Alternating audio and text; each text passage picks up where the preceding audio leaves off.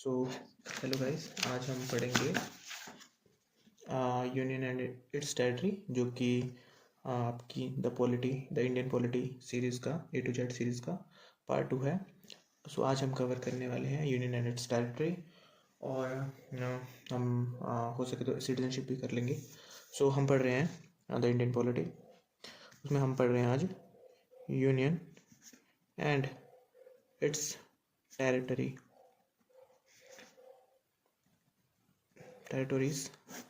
और ये होता है आपका दिस इज़ पार्ट 1, और आर्टिकल है आपका 1 to 4। आर्टिकल जो है 1 to 4 चलता है इसमें। और आपको सबसे पहले तो आपको याद होना चाहिए आर्टिकल 1। आर्टिकल 1 बहुत इंपॉर्टेंट है, क्योंकि कॉन्स्टिट्यूशन में भारत के यानी कि इंडिया के दो ही नाम है, एक भारत और एक इंडिया। तो पहला तो ये है लिखा हुआ आर्टिकल 1 में कि भारत यूनियन ऑफ स्टेट्स है, मतलब यूनियन ऑफ द स्टेट्स है, और राज्यों का एक संघ है। और इसमें लिखा गया है इंडिया,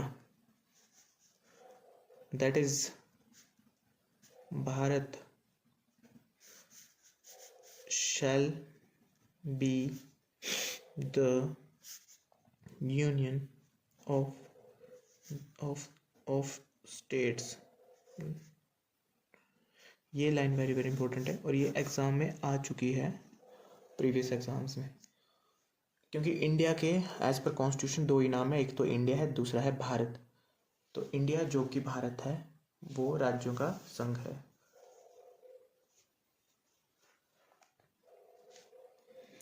ये हो गया।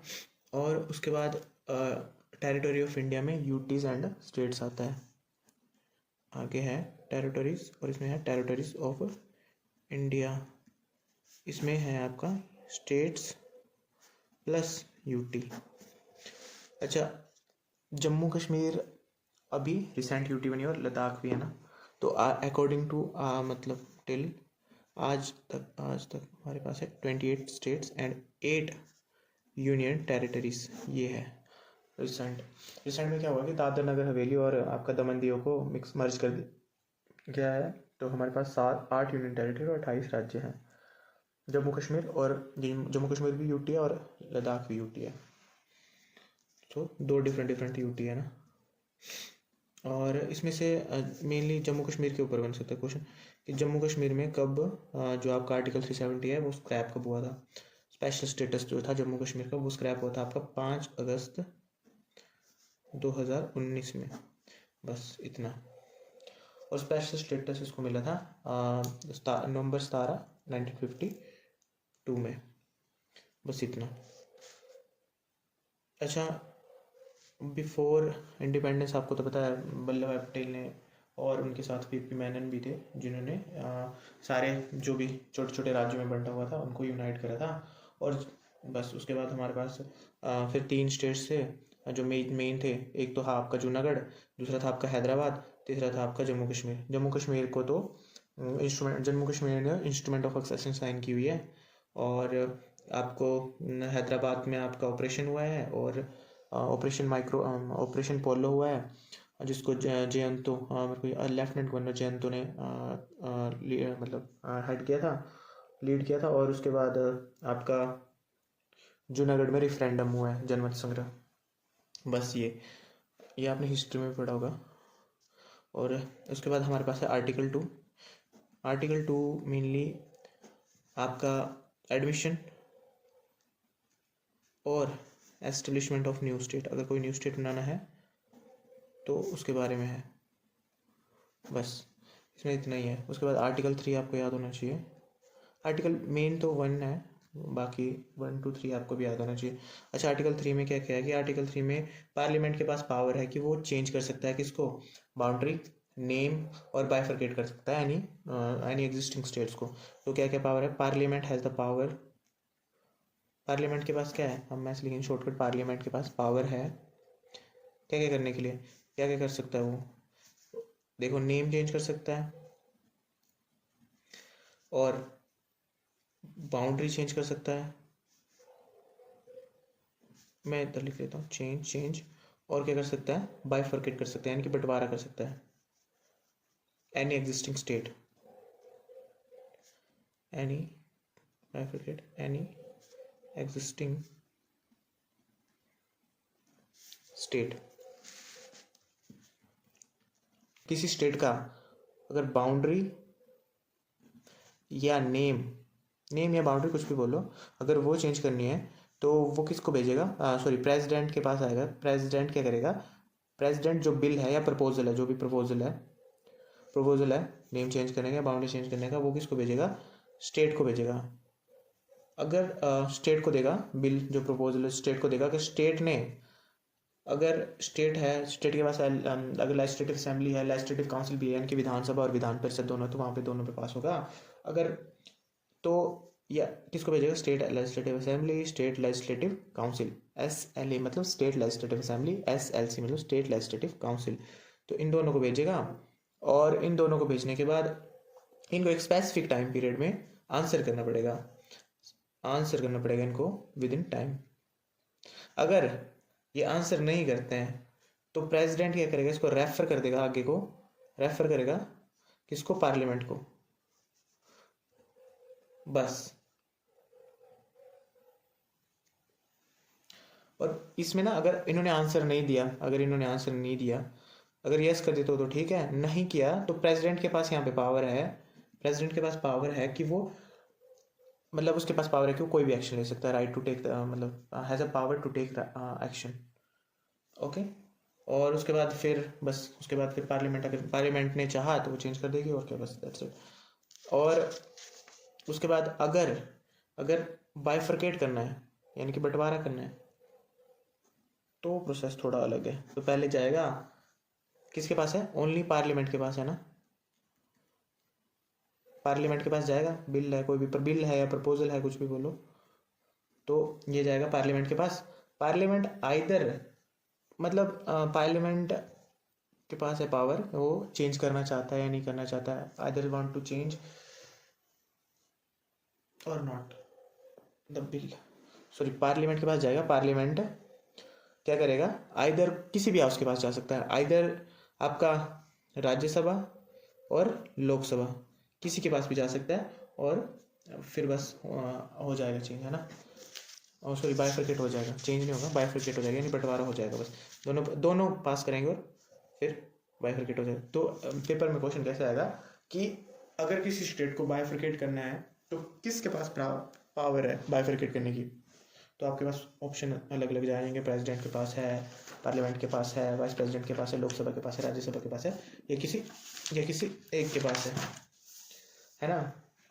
तो ये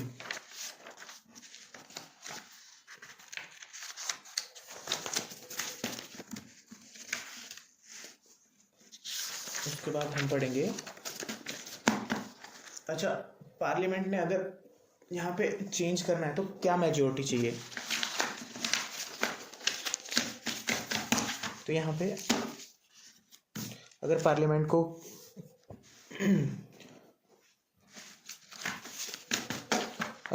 को चेंज करना है या बाइफरकेट करना है या कुछ करना है, तो उसके लिए पार्लियामेंट के पास 50% + 1, यानी कि आपकी सिंपल मेजोरिटी होनी चाहिए।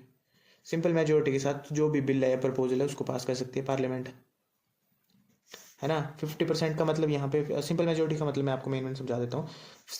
जो सिंपल मेजोरिटी का मतलब होता है कि एट प्रेजेंट पार्लियामेंट में कितने लोग हैं, एट प्रेजेंट पार्लियामेंट में members, how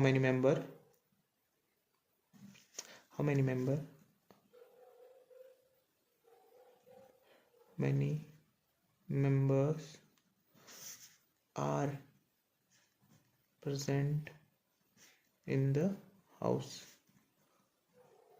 let's take example लेते हैं। अगर मान लो पार्लियामेंट में 300 मेंबर्स प्रेजेंट है, तो 300 मेंबर का 50% कितना, 150 + 1 एक मेंबर, और ये हुआ आपका पास। इतनी मंजूरी चाहिए, सिंपल मेजोरिटी। ये सिंपल मेजोरिटी का केस है।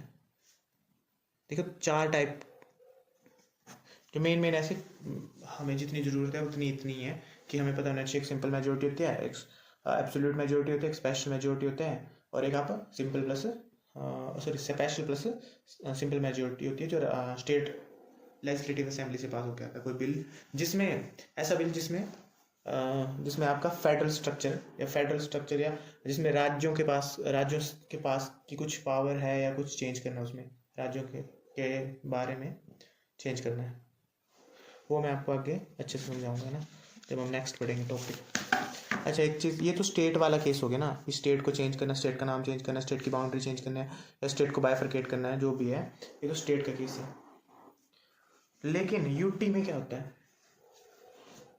तो पार्लियामेंट जो है यूटी का नाम चेंज नहीं कर सकता। यूटी में यूटी है कोई, तो पार्लियामेंट के पास पावर नहीं है चेंज करने की। यूटी के केस में प्रेसिडेंट के पास पावर है, president has the power to change the name. So article 4 बस हमें इतना बोलता है कि समझाते हैं, no amendment is required in changing the article 2 and 3, but there is a amendment needed in case of foreign exchange. Like example के साथ समझेंगे हम यहाँ पे। लाइक जो भेरूबेरी यूनियन केस था, ये हुआ था, इसमें हमने अमेंडमेंट करी थी, दैट इज 9th अमेंडमेंट 1960। क्या हुआ था कि West Bengal gave its part to, actually West Bengal ने पार्ट दिया था अपना किसको, पाकिस्तान, दैट इज पाकिस्तान, ये मतलब बांग्लादेश आजकल का, उस टाइम पाकिस्तान ही था, पाकिस्तान ए पाकिस्तान बी। फिर 1971 में जब 1970 और 1971 के आसपास जब बांग्लादेश आज़ाद हुआ था, तो उसका नाम चेंज कर दिया था बांग्लादेश पाकिस्तान, ईस्ट पाकिस्तान, वेस्ट पाकिस्तान, ऐसा। तो बस इतना। और ये जो डिसीजन था ये टेकन बाय सुप्रीम कोर्ट, इसमें ज़्यादा याद करने की जरूरत नहीं है, बस इतना 1 2 3 याद होना चाहिए आपको, 4 इतना इम्पोर्टेंट नहीं है, पर ये केस इम्पोर्टेंट है, बस दिस इज़ इम्पोर्टेंट बस। अच्छा अब क्या होगा कि पहले तो अलग अलग था जब है ना, तो एक्चुअली क्या होगा कि हमारे पास ना 7th अमेंडमेंट के बाद, 7th अमेंडमेंट 1956 के बाद ही जो हमारे स्टेट्स एंड यूटीज़ बने हैं ना, उससे पहले हमारे पास पहले चीफ कमिश्नर प्रोविंस होते, जैसे हिमाचल पहले चीफ कमिश्नर प्रोविंस था, वैसे वैसे अलग अलग करके सारे लगते। फिर क्या हुआ कि फिर इनको थोड़ा सा और बनाया गया कि फिर इनको पार्ट ABCD में डाल दिया, ABCD में डाला। फिर उसके बाद क्या था कि 1951 में आपको पता ही है, जैसे हिमाचल प्रदेश जो है ग श्रेणी का राज्य बना था, यानी कि पार्ट C, वैसे ही 4 पार्ट थे ABCD। उसके बाद क्या होता है कि नेक्स्ट क्या होता है कि आपका जब 7th अमेंडमेंट 1956 होता है तो आपका यूनियन, स्टेट्स एंड यूनियन बनती है ना, यूनियन टेरिटरी बनती है ना। तो एक्चुअली में क्या होता कि स्टेट को ना रिऑर्गेनाइज करने के लिए कमेटीज बनी थी। तो पहले आती है आपकी धार कमेटी ना, गवर्नमेंट क्या करती है, धार कमेटी बनाती है जो कि चेक करेगी कि जो लिंग्विस्टिक बेस पे जो स्टेट्स की डिमांड बढ़ रही है वो फिजिबल भी है या नहीं है, संभव है या भी नहीं है। तो फिर वो जाते हैं उधर साउथर्न स्टेट और बाकी सारे स्टेट्स पे, और सॉरी स्टेट्स तो बने नहीं होते उस टाइम, प्रोविंसेस होते थे, तो प्रोविंसेस में जाते हैं और वो चेक करते हैं कि एक्चुअल में जो डिमांड है वो सही है या नहीं है। तो वो बोलते हैं कि भाई वो बोलते हैं कि अच्छा ये कमेटी अपॉइंट कब होती है, अपॉइंट होती है जून 1948 में, और ये रिपोर्ट करती है अपनी सबमिट दिसंबर 1948 में ही कर देती है ना। तो इनका क्या होता है कि ये बोलते हैं कि स्टेट्स जो बनने चाहिए, जो रिकॉग्नाइजेशन ऑफ द स्टेट्स है वो होना चाहिए आपका एडमिनिस्ट्रेटिव कन्वीनियंस के अकॉर्डिंग, एडमिनिस्ट्रेटिव कन्वीनियंस के अकॉर्डिंग, ठीक है, कन्वीनियंस के अकॉर्डिंग, ठीक है। तो उसके बाद क्या होता है कि ना कि आपका मतलब rather than लिंग्विस्टिक बेस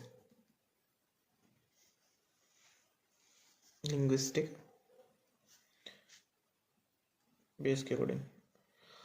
अच्छा, उसके बाद फिर से ये कमेटी रिपोर्ट सबमिट करने के बाद फिर से क्या होता है कि एक और कमेटी बिठाई जाती है जिसका नाम होता है JVP कमेटी, है ना।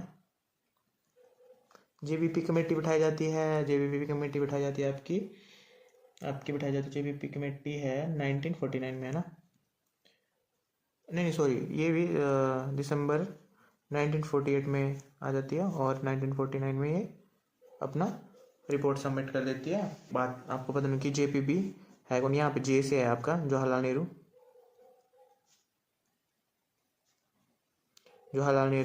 और P से है आपका वल्लभ भाई पटेल, और यहाँ से V से आपका वल्लभ भाई पटेल, और P से आपका पट्टाभी सीतारामैया,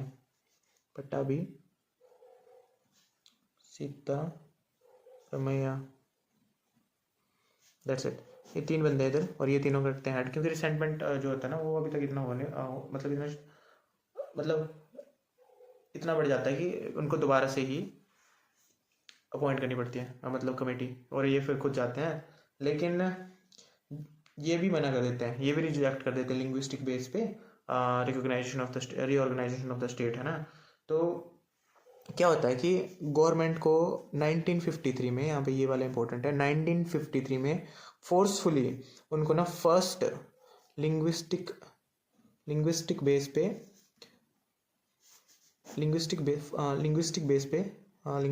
पे स्टेट बनाना पड़ता है, फर्स्ट लिंग्विस्टिक स्टेट बनाना पड़ता है, दैट इज आंध्र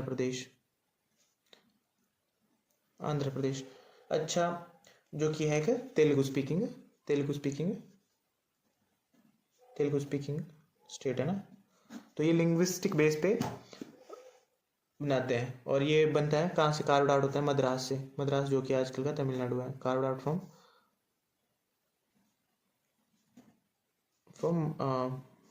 मद्रास से कार्व आउट होकर बनता है। और बस इसमें इतना याद रखना है। और इसमें ना एक जो पॉपुलर मतलब लीडर होते हैं जो आंदोलन कर रहे होते हैं वो होते हैं पोट्टी श्री रामुलु,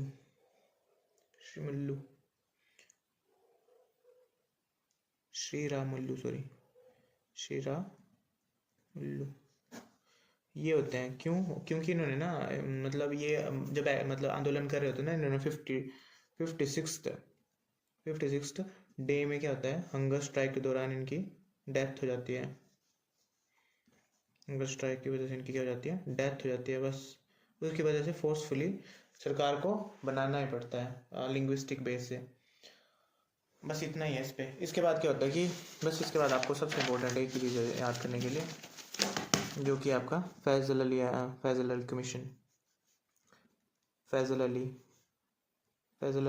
कमीशन। इसके बाद क्या होता है कि और डिमांड्स उठने लग जाती है लिंग्विस्टिक बेस पे, तो फैजल अली कमीशन बनाते हैं जब आंध्र प्रदेश बन चुका था 1953 में।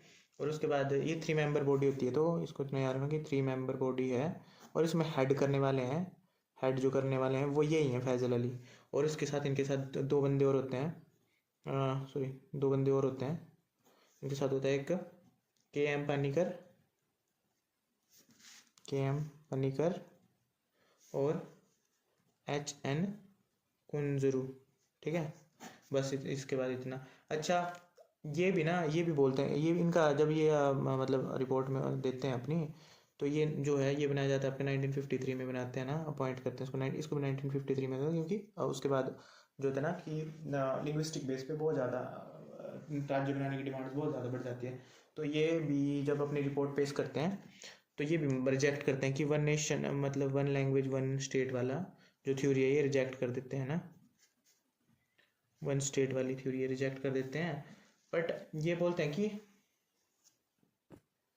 तो ये मैंने आपको बताया कि ये बोलते हैं कि भाई जब ये रिपोर्ट सबमिट करते हैं अपनी, तो ये बोलते हैं कि वन लैंग्वेज वन स्टेट नहीं होनी चाहिए, मतलब ये रिजेक्ट करते हैं इस चीज़ को। लेकिन ये एक्सेप्ट भी करते हैं कि लिंग्विस्टिक बेस होना चाहिए किसी स्टेट का फॉर्म होने का। बट ये नहीं है कि भाई आपकी किसी छोटे से एरिया की एक लैंग्वेज है तो हम वहाँ पे एक स्टेट बना देंगे, मतलब ब्रॉडर बेस होना चाहिए लैंग्वेज का। और ये नहीं कि छोटे एक लैंग्वेज है तो एक स्टेट है, एक लैंग्वेज है तो एक स्टेट है, ठीक है। पर एक्सेप्ट भी करते हैं कि लिंग्विस्टिक जो है लैंग्वेज जो होना चाहिए बेस होना चाहिए रिकॉग्नाइजेशन ऑफ द स्टेट पे, लेकिन ब्रॉडर टर्म पे। बस इतना, इसमें ज़्यादा कुछ याद करने की जरूरत नहीं है। बस आपको पता होना चाहिए कि फजल आयोग बनाया था और गवर्नमेंट ने सर्टेन मॉडिफिकेशन के साथ क्या मॉडिफिकेशन के साथ इसको एक्सेप्ट कर लिया, जो इनका प्रपोजल था, जो भी इनकी रिपोर्ट्स थी, इनको एक्सेप्ट कर लिया गया। इतना ही है इसमें याद करने लायक। इसमें याद करने लायक एक तो आपको याद होना चाहिए कि फजल अली कब आया था और इसमें कौन थे हेड। तो हेड थे ये फजल अली और KM पानीकर और HN कुंजरू, 2 व्यक्ति थे। और इसके बाद इसमें बस सर्टेन मॉडिफिकेशन के साथ जब गवर्नमेंट ने चेंज के साथ इसमें इसको एक्सेप्ट कर लिया गया था ना। तो उसके बाद क्या हुआ कि उसके बाद हमारे पास बनती है 14 स्टेट्स। अच्छा सॉरी, फिर क्या होता है कि 7th अमेंडमेंट 1956 आता है, जिसको बोलते हैं हम स्टेट रिकॉग्नाइजेशन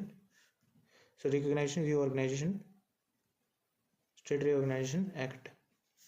और इस एक्ट के अकॉर्डिंग हमारे पास बनते हैं 14 स्टेट्स एंड 7 यूटीज। बस इतना याद रखने की जरूरत है, इसमें बाकी कुछ याद रखने की जरूरत नहीं है। अच्छा, जो स्टेट रिकॉग्नाइजेशन जब भारत जो है छोटे छोटे टुकड़ों में बंटा था, तो आपको पता है वल्लभ भाई पटेल और दूसरे मैंने बताया था VP मेनन ने बड़ा योगदान दिया था। अच्छा, बहुत सारे स्टेट्स अपने अपने अलग अलग बाइफरकेट हुए हैं, है ना। तो इसमें ज़्यादा याद करने की ज़रूरत नहीं है, आप अपने कॉन्टेक्स्ट के अकॉर्डिंग देख सकते हैं। जैसे बॉम्बे से रिकॉग्नाइजेशन एक्ट जब 1960 को हुआ था, तो गुजरात बना था, formation of Gujarat from the Bombay हुई थी। अच्छा, उसके बाद केरला बना है, कर्नाटका बना है, उसके बाद स्टेट ऑफ नागालैंड बना है, पंजाब रिकॉग्नाइजेशन एक्ट हुआ है 1966 में, जब हरियाणा बना है। तो ये है। उसके बाद न्यू स्टेट्स बना हिमाचल प्रदेश का 1971 में। वैसे वैसे फर्दर आपके नॉर्थ ईस्टर्न रिकॉग्नाइजेशन एक्ट बना है 1971 में, वहाँ पे मणिपुर बना है, त्रिपुरा बना है, मेघालय बना है, मिजोरम बना है and union territory of Arunachal Pradesh and Mizoram Arunachal Pradesh बने, है ना। और उसके बाद एक जो शायद पेपरों में बहुत बार पूछा भी जा चुका है, वो आप एक चाहे तो याद कर सकते हो, सिक्किम बना है आपका 36th अमेंडमेंट के साथ, है ना। तो फॉर्म हुआ है, लेकिन 35th अमेंडमेंट के साथ हमें इसको इनकॉर्पोरेशन ऑफ द टेरिटरी हुई थी, जो सिक्किम भारत का पार्ट बना था। लेकिन 36th अमेंडमेंट एक्ट के अकॉर्डिंग ये नया स्टेट बना था ना। तो इसमें एक चीज़, बस ये चीज़ इंपॉर्टेंट है याद रखने के लिए कि जो 36th जो आपका अमेंडमेंट हुई थी 1975 में, यहाँ पे सिक्किम जो था, सिक्किम बना था और भारत में ऐड हुआ था ये 35th अमेंडमेंट के साथ ये भारत में ऐड हुआ था, है ना।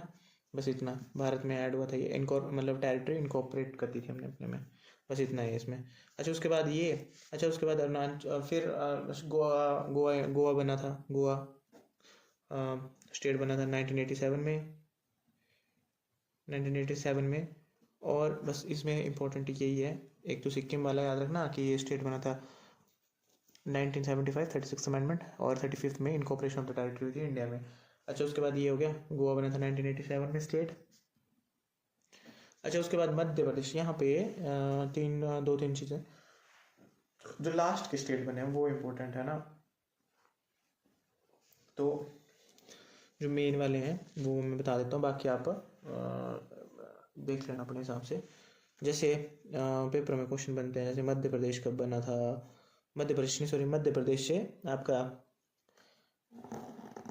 आपका बना है छत्तीसगढ़, उत्तर प्रदेश से बना है आपका उत्तराखंड, और आपको बिहार से बना है आपका झारखंड। तो ये कैसे याद रखने हैं कि ये लाइन में कैसे बने हैं। उसके बाद आंध्र प्रदेश बना है। अच्छा, फिर क्या हुआ कि 2019 में जम्मू कश्मीर को UT बनाया गया, है ना। तो वो फिर अलग गया। तो हम पहले ये वाले याद कर लेंगे, दैट इज़ मैंने बनाई है मूव, वो बोल सकते हैं, जो भी आपको बोलना होगा। एक यहाँ पे एक है, यहाँ पे 9 है और यहाँ पे 14 9 14 है। तो यहाँ पे नवंबर नवंबर और यहाँ पे भी नवंबर। तो और है ये 2000 की है। तो एम से आया आपका मध्य प्रदेश, एमपी, एमपी से निकल के बना है, दैट इज योर छत्तीसगढ़।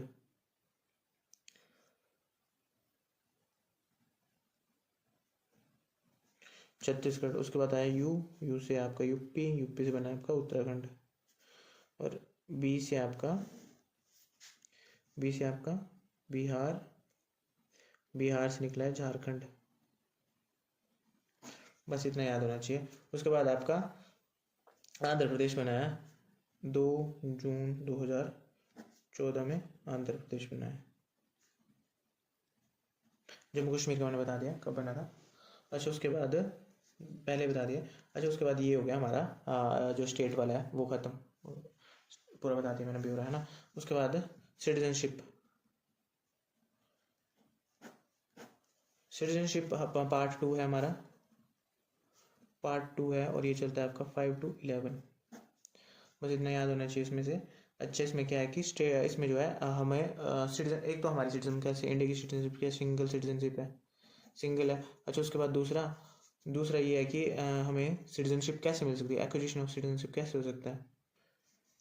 तो हमारे पास मेनली 5 तरीके हैं, 1 2 3 4 और ये 5, मेनली 5 तरीके हैं। पहला तरीका है हमारे पास इनकॉर्पोरेशन ऑफ द टेरिटरी। अगर भारतीय संघ किसी को विलय करता है, यानी कि हमने जैसे सिक्किम को विलय किया था, तो वो भी हमारी उन लोगों को भी सिटीजनशिप मिल गई थी, है ना। तो यहाँ पे ऐसे याद कर सकते हैं हम कि बाय इनकॉर्पोरेशन ऑफ टेरिटरी,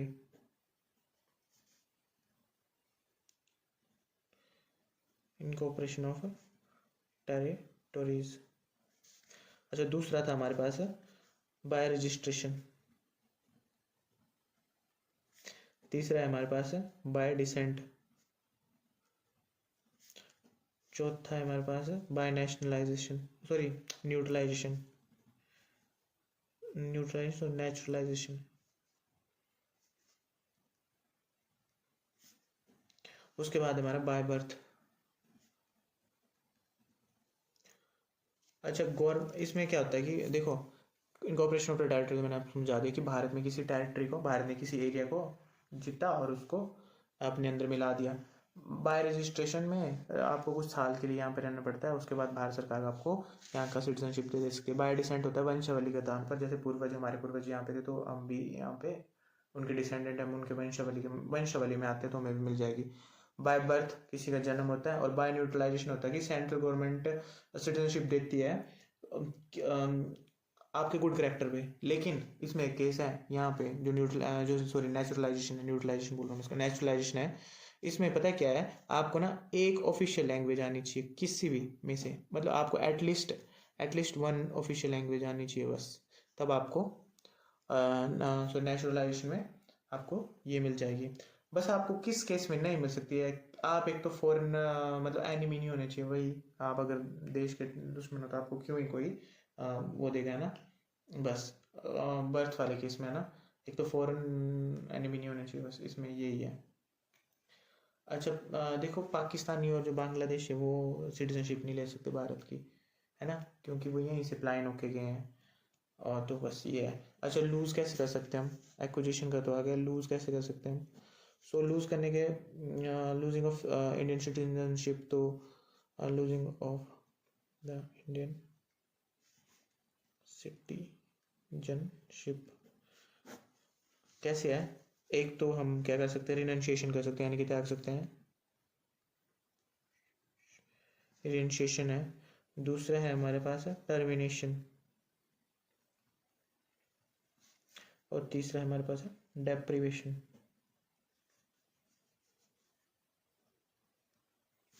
रिनंशिएशन है मतलब वॉलंटरी त्याग करते हैं, हम खुद से त्याग कर रहे हैं यहाँ पे, है ना। तो ये है। बाकी टर्मिनेट आपकी बाय लॉ कर दी जाती है कि लॉ के द्वारा आपको टर्मिनेट कर दिया जाए, और डेप्रिवेशन होता है सेंट्रल गवर्नमेंट करती है इसमें। बस यहाँ पे आपको कुछ याद करने की जरूरत नहीं, आपको बस पता होना चाहिए कि कौन से 3 तरीके हैं। पहला है रिनंशिएशन, आपने खुद से त्याग की। दूसरा आपके पास आपको बाय लॉ के द्वारा आपकी जो नागरिकता है वो छीन ली गई, और तीसरा आपको सेंट्रल गवर्नमेंट ने डेप्रीवेट कर दिया, वंचित कर दिया है ना। बस इसमें इतना ही है, इसमें बस यही याद करने लायक, बाकी कुछ नहीं याद करने लायक। आपको बस मेन याद होना चाहिए कि कैसे मिलती है और बस त्यागने के तरीके। अगर आप किसी देश की नागरिकता लेते हो तब भी आपको सिटीजन जो है शिप वो कैंसिल हो जाती है ना।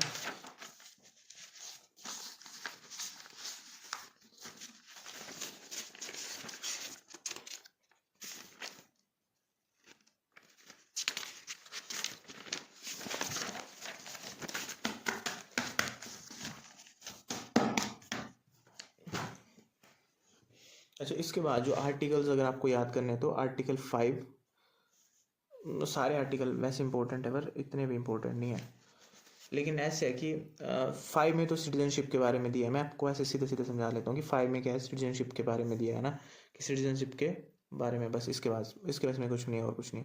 अच्छा, सिटीजनशिप के बारे में दिया और यहाँ से सिटीजनशिप शुरू होती है ना, बस यहीं से शुरू, यहाँ से स्टार्ट होती है ये। अच्छा, उसके बाद जो 6 है, ऐसे इसमें राइट्स और ऐसे सिटीजन का राइट्स है जो यहाँ से क्या किया है, इंडिया को आए हैं। तो 6 में क्या है, यहाँ से नहीं, यहाँ पे जो आए हैं, जैसे जो पाकिस्तान से, यहाँ पे पाकिस्तान से केम टू इंडिया, बस।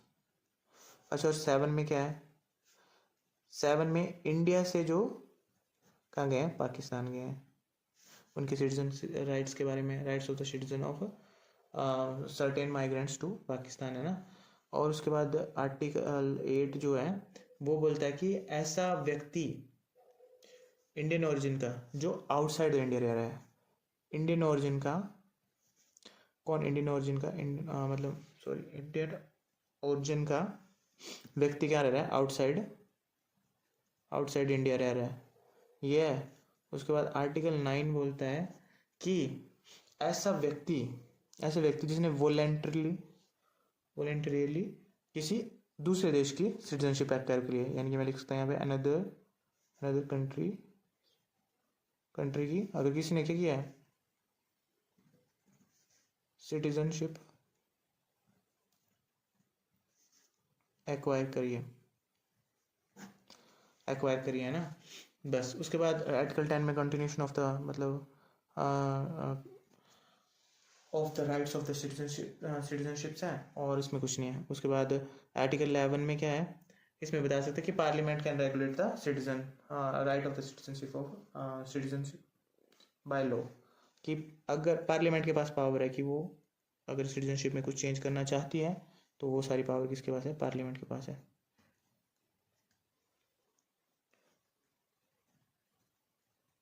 ना।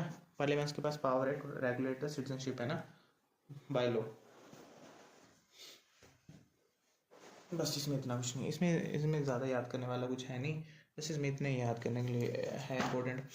अच्छा, रिसेंट में क्या हुआ है कि लास्ट ईयर सिटीजनशिप एक्ट 2024 आया है। अच्छा, उसमें बोला है कि 31 दिसंबर ऐसे व्यक्ति जो 31 दिसंबर 2014 से पहले है ना, जो 2014 से पहले एंटर किए हैं, एंटर बिफोर 2014 से पहले, 31 दिसंबर 2014 से पहले है ना, और जो नॉन मुस्लिम नहीं है उनको वो क्या ज्वाइन, मतलब वो ज्वाइन कर सकते हैं इंडिया को है ना, बस इतना ही है इसमें। अच्छा, इसमें कहाँ कहाँ से, जैसे अफगानिस्तान से है ना, जैसे पाकिस्तान से और आपका बांग्लादेश से, बस उनको सिटीजनशिप मिल जाएगी यहाँ की, बट वो होनी चाहिए नॉन मुस्लिम।